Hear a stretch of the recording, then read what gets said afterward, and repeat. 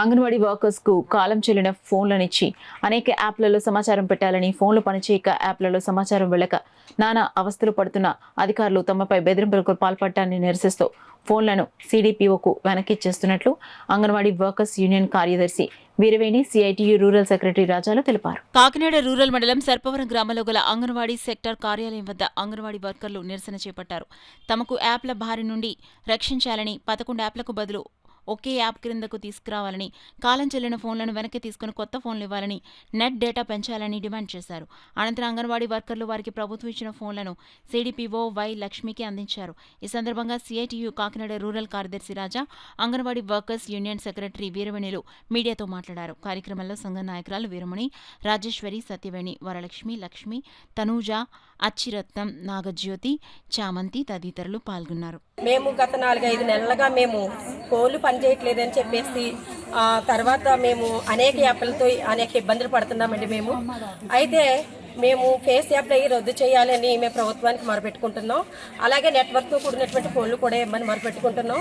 మా మొర ఏటూ కాకుండా వినకుండా మమ్మల్ని ప్రభుత్వం అయితే ఇలాగే కొనసాగమని చెప్తుందండి.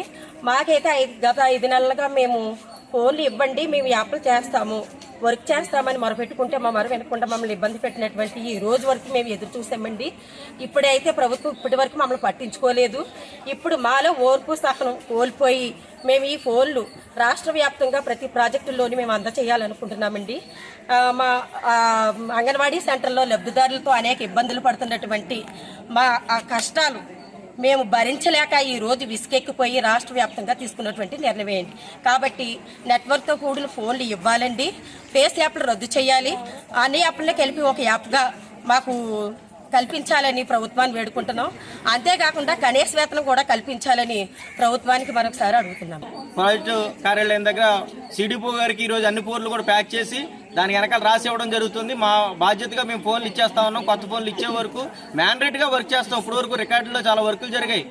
ఈ 10 ఏళ్ల కాలంలోనే స్మార్ట్ ఫోన్లు, యాప్లు ఇవన్నీ వచ్చాయి. అంతకుముందు మామూలుగా జరిగిన పనిలోనే అంగన్వాడీలు ఆ విధంగా పనిచేస్తారని ప్రభుత్వం ఇప్పటికైనా 1000 కోట్లు ఇతర వాళ్ళకి ఇవ్వడానికి, అప్పులు ఇవ్వడానికి, రుణాలు చేయడానికి కోటేస్తుంది. కానీ అంగన్వాడీలు జీతాలు పెంచడానికి కానీ లేదా సౌకర్యాలు కల్పించడానికి కానీ ఇటువంటి ఫోన్లు అప్డేట్ వెర్షన్ ఇవ్వడానికి కానీ ఇవ్వట్లేదు.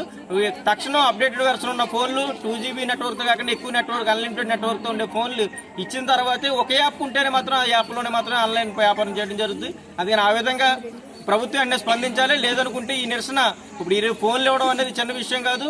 ప్రభుత్వానికి ఇప్పటికైనా తెలియాలి. రాష్ట్ర వ్యాప్తంగా 2 లక్షల మంది వెనక్కి ఫోన్లు ఇచ్చేస్తుంటే ప్రభుత్వం ఎంత వ్యతిరేకంగా ఉందో అర్థం చేసుకోవాలని చెప్పి తెలియజేస్తాను. కనీస వేతనం 20,000 ఇవ్వాలి. అనేక డిమాండ్ల మీద సిడిపో గారికి లేకపోతే పీడీ గారికి అనేక డిమాండ్ల మీద వినతిపత్రాలు ఇచ్చాం. అధికారులు అన్నట్లు కూడా స్పందించి సమస్య పరిష్కారం చేయాలని చెప్పి కోరుతా ఉన్నాం. నా పేరు రాజా, సిఐటియు కాకినాడ రూరల్ మండల కార్యదర్శి.